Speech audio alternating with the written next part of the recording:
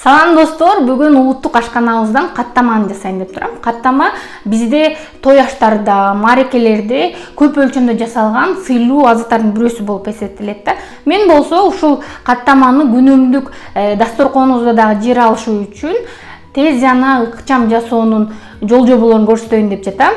Анда иш башынан болсун. Демейде каттама үчүн мантыдан же оромодон ашкан камырларды колдоном да. Негизи каттаманын камырын кыла турган болсок, ал үчүн туз жана тузду эрите турган суу, ун эле болсо болот. Ошодон бир мантыга кыла тургандай каттуу камыр болбосо дагы, мындай орто жумшактыктагы камыр жүрү.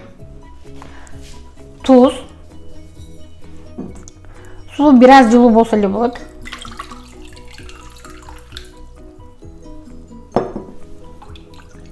Тузду жакшылап эритип, ундан кошо баштайм.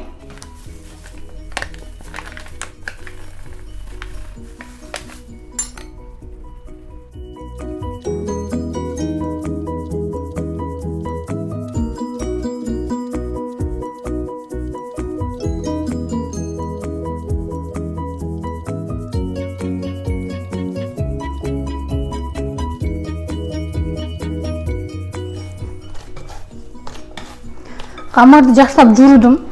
Эми үстүн жаап, тыныгышы үчүн бир 15 мүнөткө чекеге алып коем.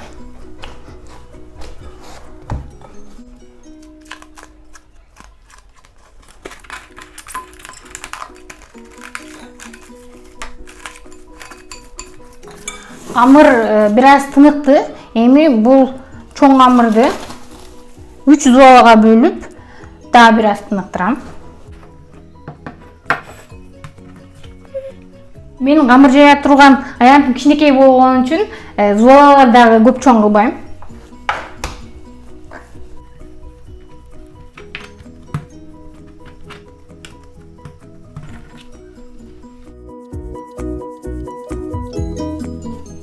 Камыр жакшы жайылыш үчүн жакшы зуала кылыш керек. Каттама кыла турган бул каттамага сүйкөлүүчү май же каймак болот да. Айыл жергесинде ушул каймактан каттама кылышат. Мен каймактын ордуна майлуулугу 82% болгон каймак май колдоном. Аны алдын ала эритип алам.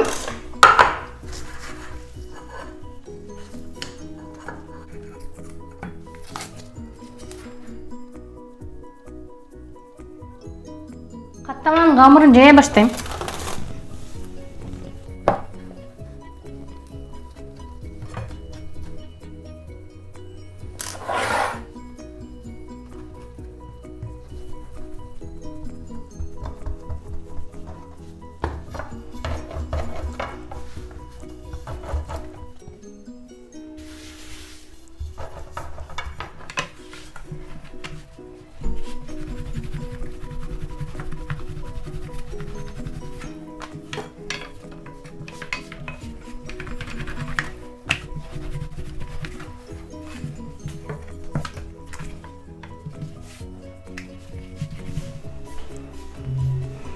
Биринчи камырды май тасмалга жаям.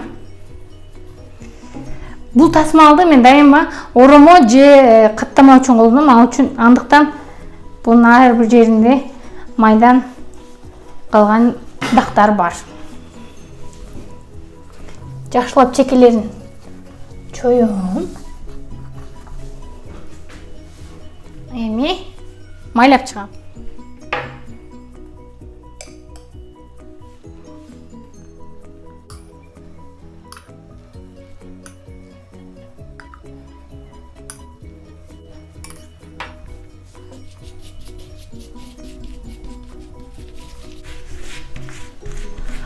Май канчалык жакшы камырдын бардык жерине тийген болсо, ошончолук каттаманын кат-каттары жакшы чыгат.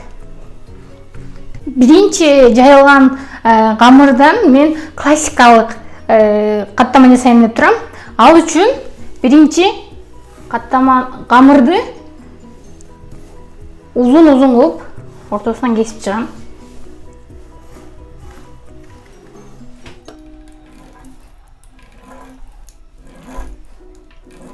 Эми эң баштан баштап Кесилген камырларды биринин үстүнө бирин кат-кат кылып тоолоктоп чыгам.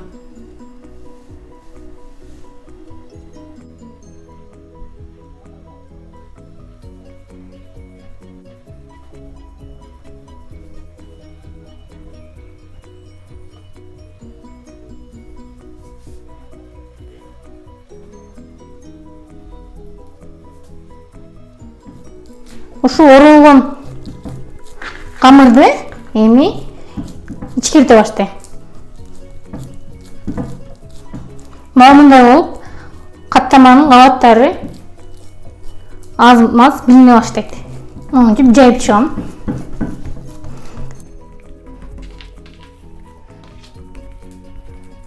Каттама даяр. Эми буну майга кактап бышырыш эле калды.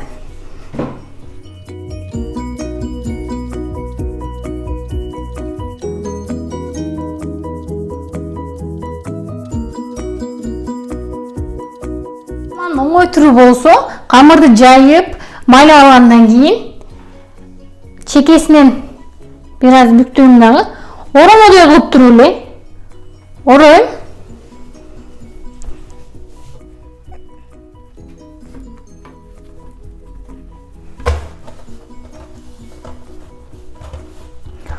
Оролгон каттаманы момитип жая баштайм.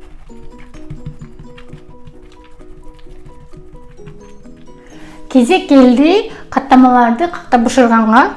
Ал үчүн бир аз май менен табанын үстүн майлайм.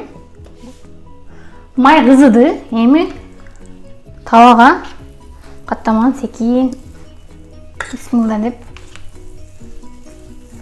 коём.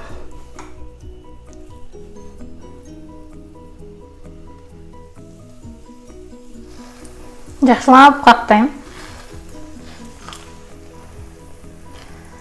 Кызыган май каттаманын ар бир катына кирип, жакшылап какталып бышышы үчүн ушинтип айландырып, астыда топтолгон абалардан бошотуп турам. Кызара баштады.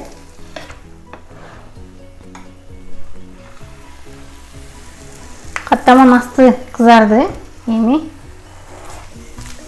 үстүн бышырам.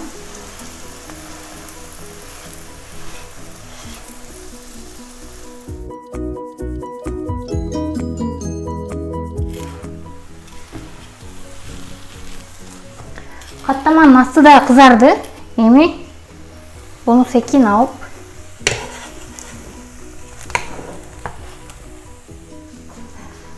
бул жерде муздатам. Дагы бир аз майлайм. Эми экинчисин алам.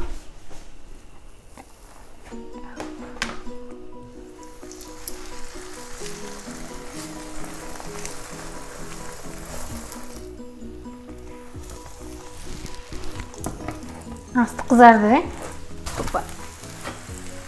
Эми үстүн бышырам.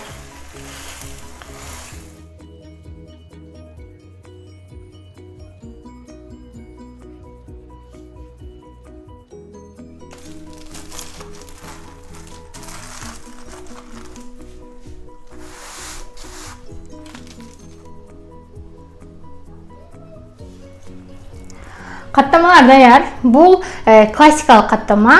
Жасалышы бир аз машакаттуу, бирок көрүнүшү жана даамы башкача болот. Андан эч кем калышпаган, бул тез жана ыкчам жасалуучу каттама. Экөөнүн даамы тең укмуш. Бул каттамалар дайыма үйдө жасап жүрүңүздөр. Жаңы видеолордо көрүшкөнчө.